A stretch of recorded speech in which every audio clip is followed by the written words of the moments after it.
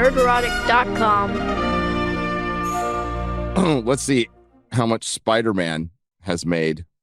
We will check that too. I'm guessing it's a lot. It hit $1 billion by Monday. A lot of people like it. A lot of people don't like it. Mahler put out a funny ass video. So it's at 1.2 billion right now. We'll go to the article and find out the update. My favorite part is everybody, like, love it or hate it, everybody's jumping on that. It really embarrasses the shit out of the DCU wagon, which I am for. See, it's still bringing people together. Mahler did not like Shang-Chi. No, he did not. No, he did not. And I still want him to see the Eternals. I think his audience should like bully him into that for sure. Geeksandgamers.com. Oh, look at that pretty AF-15 homage that, again, whether you loved or hate the movie, knocked up the percentages of the value of this book. If you own one, 10%, maybe 15. ¿Cómo? 1 week into its theatrical run, Spider-Man Brand New Day has already rewritten the record books. The latest Marvel-Sony collaboration has amassed an astonishing $1.1, now $1.2 billion worldwide after just 7 days in the theater, making it the highest-grossing film of 2026 and one of the fastest movies in history to cross $1 billion mark. Now, inflation, bro. We have to talk about it's not really the fastest. Ticket prices are more expensive. But it's not in IMAX yet. I think it is tomorrow. But a lot of factors. Tickets sold. And it has sold a lot of tickets. I think AMC reported just AMC sold 10 million. But if you compare that to number of, oh God, what was that? Here, I'm going to look it up real quick. Real quick. Number of tickets sold for Gone with the Wind. Gone with the Wind, released in 1939. Not a great year. Not a great year.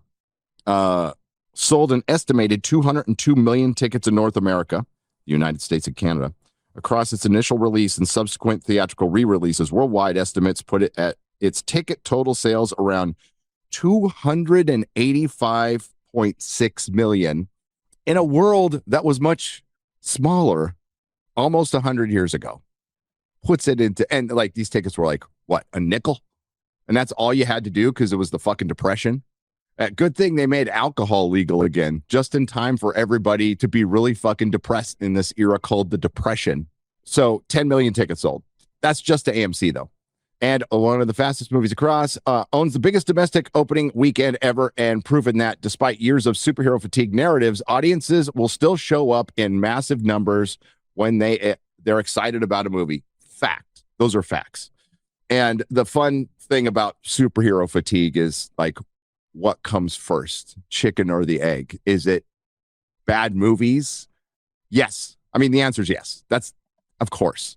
But if you want to sit there and get into the nuances of it, superhero fatigue is lack of interest in what would be, it would really be applicable if it was something like genuinely good came out and people didn't go and see it because they're just tired of superheroes, right?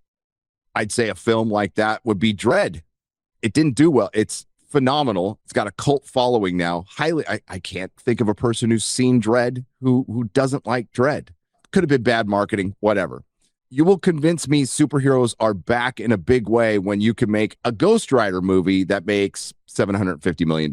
When you can make a Blade movie, for example, where Blade hunts vampires. I know you're having a hard time with that. It's like, what? Blade hunting vampires? I think that's too difficult to adapt. I think it's just too difficult to adapt. But say they did.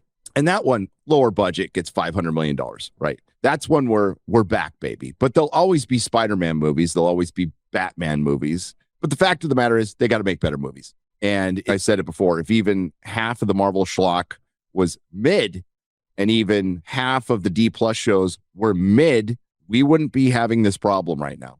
And I'll even say, if even half of the DCU was mid since Snyder, look at what Suicide Squad made. Look at what Batman versus Superman made. You guys know the arguments. They would die for those numbers right now.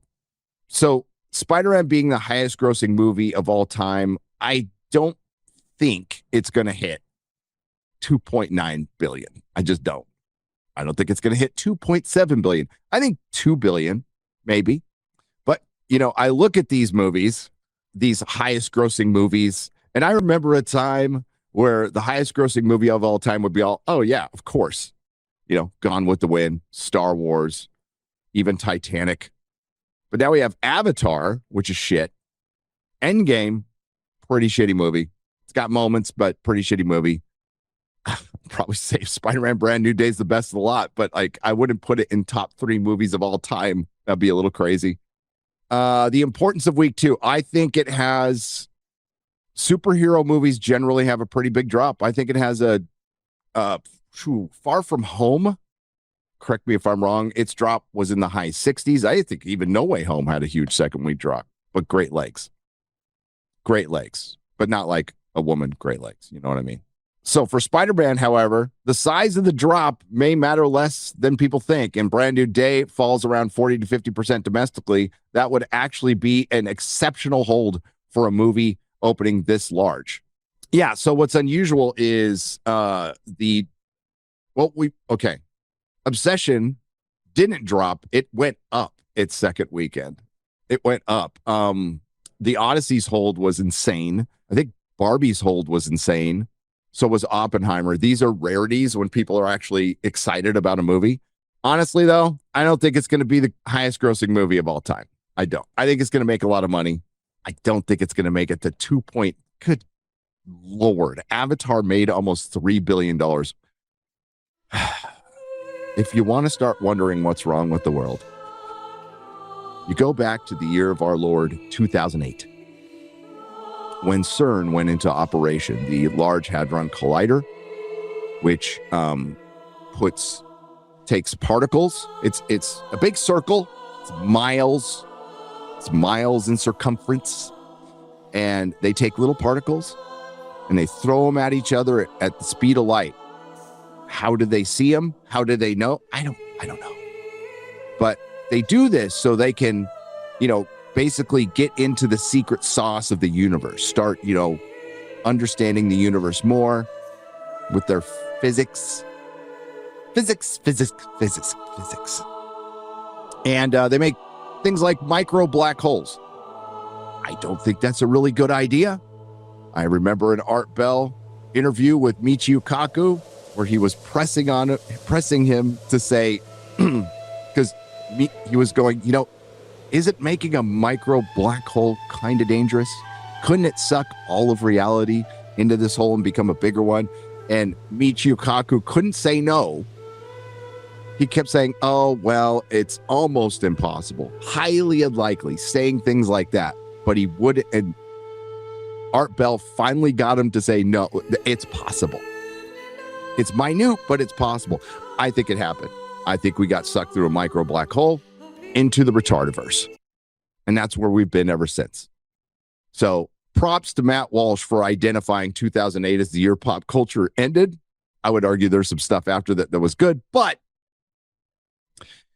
that's the year CERN turned on. And I blame CERN. And now Avatar movies make billions of dollars.